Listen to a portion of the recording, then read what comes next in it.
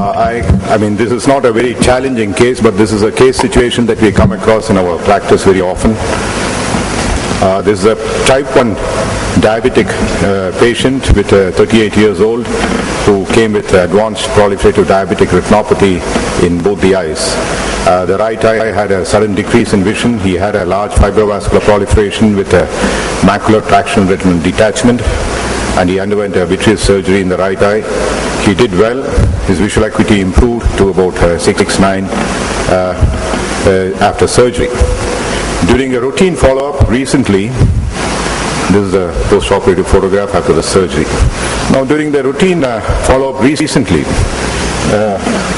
the left eye, I noticed this particular situation. He's got a macular threatening traction retinal detachment with a visual acuity of 6.9 N6. He reads the smallest letter in the newspaper. And basically I've been following up this patient for the last 2 to 3 months. Visual acuity is stable, but the traction element is slowly increasing. So I thought I can have the opinion of the panel in such a clinical situation, whether you'll just observe, wait, or whether you would go in and operate this patient. You can do ahead. You can see here, this is the traction element. This you can see here, this is the fovea. So you have the traction element more or less abutting onto the foveal avascular zone. And this area actually is not a very complicated case to operate upon. There is a good cleavage and it's well lasered. The proliferation is reasonably avascular. So probably if you operate, he may do well, but with such a visual acuity, and the patient does not know about it. He has no complaints at all. So this is just a clinical observation during a routine follow-up.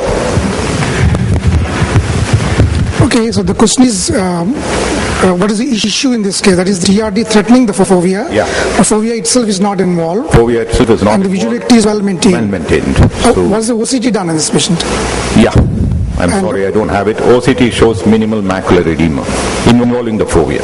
So the fovea is lifted by the traction? It's lifted by the traction. Well, how many of you would like to operate when the foveal traction is visible on OCT alone, but not clinically with reasonably good vision?